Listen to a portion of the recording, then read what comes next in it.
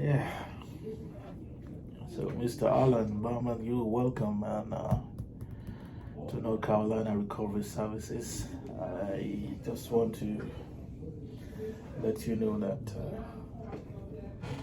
this interview is consented by you and the organization here. So, whatever you say stays here. Okay. Yes, and it's only with your consent that this can be released to anybody or expunged from the system. Even the institution has a little bit of time they can keep it. Okay. So without your consent, they can go forward with it. But giving me your consent today, I really appreciate it. So, what brings you here today, sir? And if you'd like to formally introduce yourself and Okay. For one, my name is Alan Baga, originally from Tanzania, East Africa. I came at NCSRS because of my alcohol addiction, which has been running in our family. My father was alcoholic also. He died because of alcohol. So I came in the United States as an international student in 2001, and I had a good job in Melbourne, and I lost that good job because of alcohol. I did that job for almost 11 years. Then after I lost that job, I developed the alcoholism strongly to the point friends and family at some point they decided to take me all the way to Africa for treatment, which is a lot of money. And now at NCRSS, I am here because of the same issue, which is alcoholism. But I believe NCRSS have done a lot of steps to help me to stay focused and to achieve my goals. okay, yeah. Before coming here, like the jobs you did, how professional were you in those jobs? How were you? You said you were like a team leader and a manager. Yes, at GKN Automotive, sometimes they call it GKN Driveline in Melbourne, North Carolina. I was a senior manufacturing technician / team leader. So I was holding two positions. And then, unfortunately, at some point, I had to go to Africa to visit my sick mom and other issues there. And on the way back, the airplane was delayed. I was with my daughter. She was getting sick, and I couldn't remember or stay focused to the point and call the company that I'm going to be late or I'm having issues. So I lost that job, which led me to severe major depression, and it escalated my alcoholism problem. Okay, so were you able to get another job in line with that? After being in hospital for a while, You were hospitalized because of the depression, yeah, severe major depression. so it was kind of diagnosed by a psychiatrist. It was diagnosed by Duke University Hospital. Okay, So yeah, basically psychiatrists have been involved. okay. And actually, I stayed at Duke Hospital for almost 3 months straight. And then after being released, I was asked to go to some treatment centers, which I did. And What treatment centers did you go to before now? treatment center that help people with drugs and alcohol. Where in Raleigh or That was in Durham back then. Okay. I was trying to remember the name. Well, I think I forgot the name of the. I stayed with them for almost a year, going to therapies there. And, So how beneficial were they? yeah, it did help me. treatment? The treatment helped me to slow down a lot Okay, in alcohol. okay. There was also helped me to even go apply for a job. They were taking me to the place to go for interview, and yeah, they did a lot. Unfortunately, they had to, something went with that company, and they moved us to a different one. But at the same time, I had my own issues, so I stopped dealing with them. So you lost your sobriety in the process In of the them process. switching Mm-hmm. to another organization. Yeah, and then it led my friends to take me to a treatment in Africa. And I came back to the United States. Unfortunately, I started to be homeless. And the homeless situation got me into a lot of issues. Started to also go to like places like a Walmart or Dillon's. Dillon's are in Wichita, Kansas. I went to Wichita, Kansas at some point, and I started going to jail back to back, and come to North Carolina. I had to come back to North Carolina after my family and my ex-wife knew that I keep going back to jail over there, and here I am with the NCRS program, which is beneficial. So how did the treatment in Africa go? What was the main goal? The treatment of the place is called Lieutenant Mental Hospital. It was built by German people a long time ago. Your country in Tanzania? In Tanzania, yeah. The Germans, they went there several years, maybe like 18 something. And initially it started by helping children there who maybe they lost their parents and traumatized. Yeah. So they built the treatment center way up in the mountain, and after a while, it developed to the point of helping grown people like us. Okay. So what was the final outcome there? How did you? Yeah, I stayed there for almost 6 months, and because I'm American citizen now, so I had to take a 1-year visa. So after that 1 year, I came back to the United States. Okay. And then, unfortunately, I didn't have much on my own. I started to live in homeless shelters and sometimes even sleeping outside. It's just dangerous situations. Still with this alcoholism? Alcoholism. Did you dabble into other drugs? No, I never do any other drugs. It's just alcohol. Okay. Well, the jail times, how long was that? My jail time is for it's just for a little bit here and there, but unfortunately, a bunch of misdemeanor, they become felon. I guess so.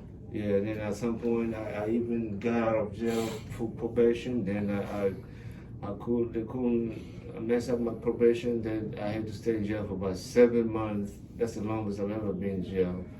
That's 7 months. The judge said you have to, looking at your record, I think we need to keep in jail for the rest of probation time. Okay. Why was that? Because they look at the record. You're not Keep adhering to your own part of the bargain. Yeah. When they come to the house, they don't find you.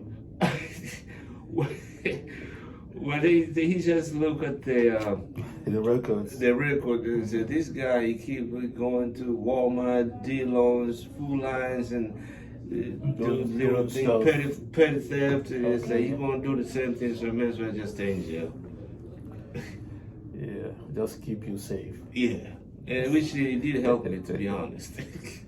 Yeah, sometimes jail times are not to kind of reprimand you, but to keep you safe and secure and help even your health wise too. Yeah. To keep you out of sickness and all that stuff. Absolutely. You're gonna expose yourself outside there. So I'll dabble into your family a little bit. And how was the history of alcohol in this family? My family, my father was a doctor, late Dr. Mbaga. He had his PhD from Jerusalem, Israel, and he went back to Tanzania to become an eye doctor. Okay.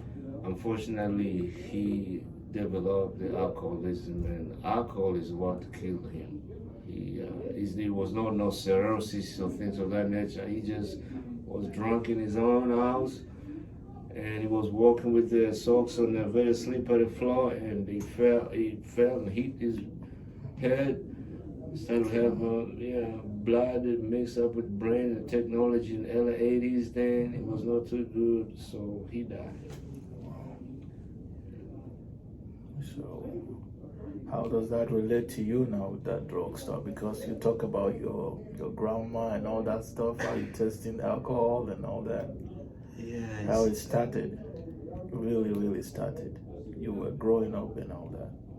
For me to start it like that, for one, I started to not to get drunk, but to test my mother. My mother used to have alcohol in the house, so I'll go. She went to church or whatever.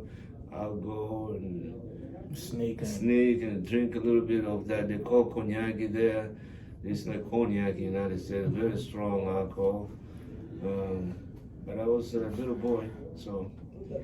But in 2001, that's when it became more strong for me. 2001, that's when I started to drink heavily while I was in the United States. So how did it affect your marriage before your baby came? Oh my goodness. Well, my ex-wife, she was struggling with me with alcoholism because at some point, I got DUI. Then she had to drive me to work time to time. And she really got tired to the point of saying, Mr. Allen, I think you choose alcohol over me, so I want to divorce you. So we got divorced in 2010. But regardless of the divorce, she's still a very good friend and a very good friend of my daughter, Alina. So in the midst of your alcoholism, that's when your daughter came? Yeah. Still doing alcohol? My daughter, she remember when I used to drink when I was with her and my ex-wife. And I remember at some point she used to ask me, Daddy, are you still drinking Bud Light? I used to drink, she remember, she know the name of the alcohol. She said, Daddy, you still drinking Bud Light? It's not good for you. Yeah, I never forget that. She's now 15, so she's gonna say, Daddy, it's by the time I start to go to college, are you gonna pay for it? You better have a good job. Absolutely. Yeah. So your relationship with her is still cordial? I'm sorry? You still talk to her? Yeah, I talk to all of them. Okay. I talk to her mother, I talk to my daughter. Yeah, they're doing okay. So how has that really shaped you going into treatment? Looking back to your family?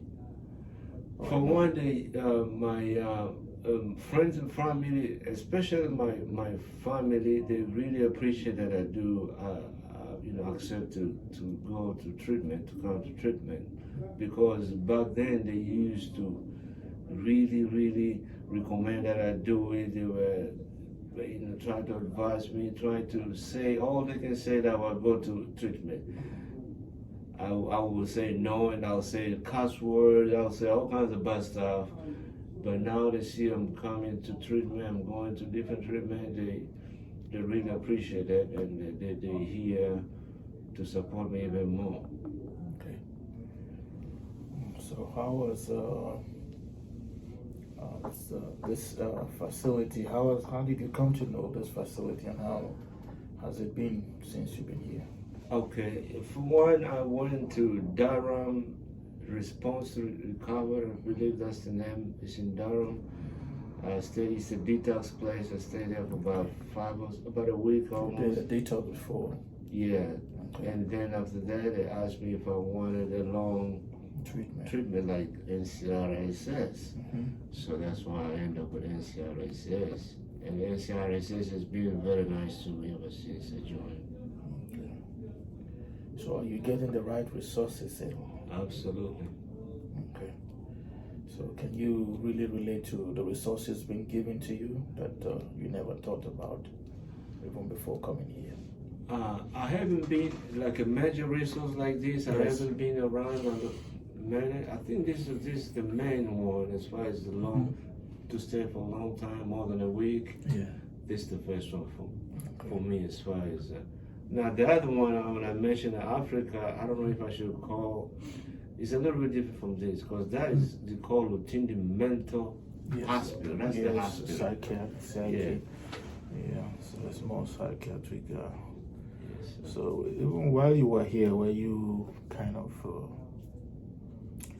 mentally diagnosed? You see the psychiatric doctor here, and they come out with any findings?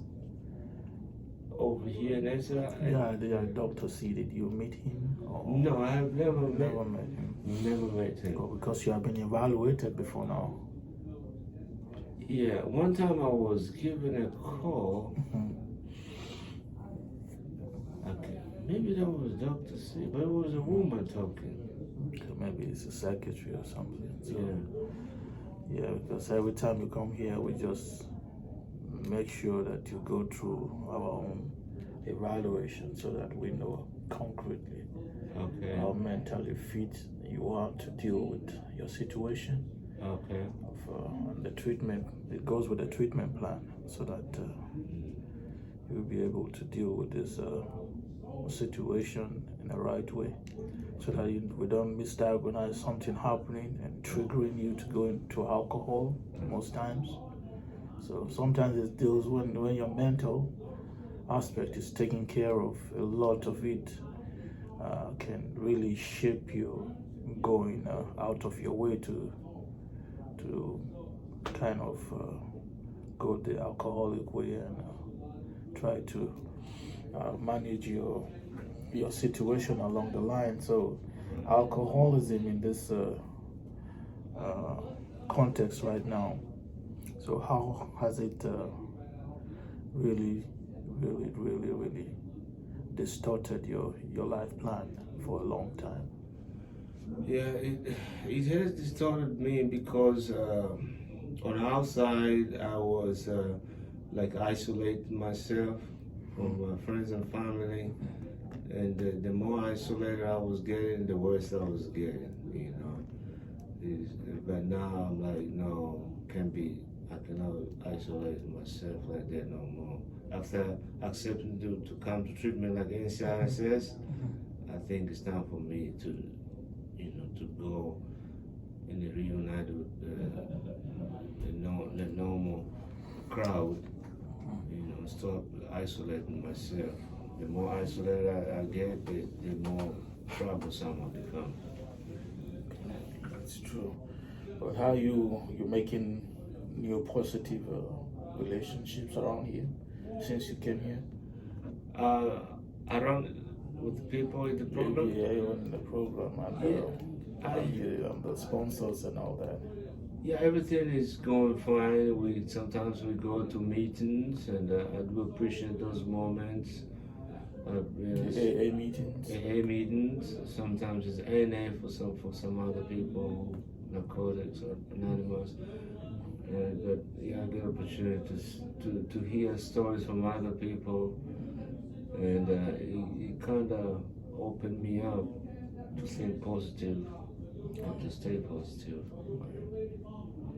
So you have a lot of journey ahead of you. Absolutely. So this is just a step. This is just. So I'll keep on telling as many that I come across, because I'll always tell you that this is a disease.